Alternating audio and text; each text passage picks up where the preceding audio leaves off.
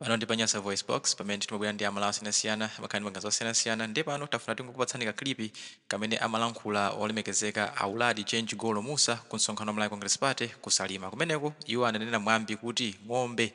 zikatchula khola zabwino zonse zamphamvu zimanyamuka ndi kumapita imene matsala nkholamo ndiye kuti ng'ombe imeneyo njodwala ananenanso mwambi wina kuti gule sitisupa gule amene ali kudambwe timasupa gule amene ali m'bwalo amene akuvina ndiye ndikhale limodzi kuti timve kuti kodi iwo amatanthauza kuti chani komanso mukamaliza kumvera tipemphani kuti mukhale pompo mutipatse maganizo anu in the comment section below kuti kodi zimene akunena Auladi Musazi is it making sense kapena mukuzana nazo kapena mukungona kuti izizi basi ndi ndale zokamba pa msonkhano kuti msonkhano upepe ndikhale limodzi pano Panyasa Voice Box.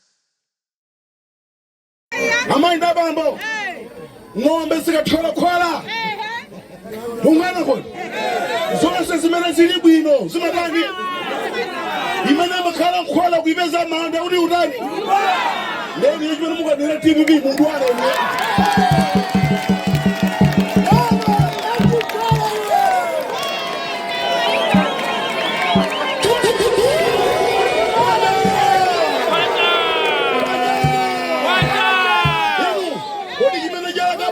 umapatsa nkhuku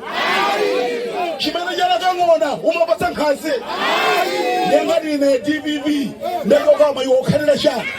chokadiko ndisobereka sapo ndimwachakwera nthawi ino ndiye dokota chakwera aliyense amakhala nthawi yake tumvana kodi aliyense amakhala yani ola malamulo a chirombo malamulo a gule susopa chirombo chimene chili kudambwe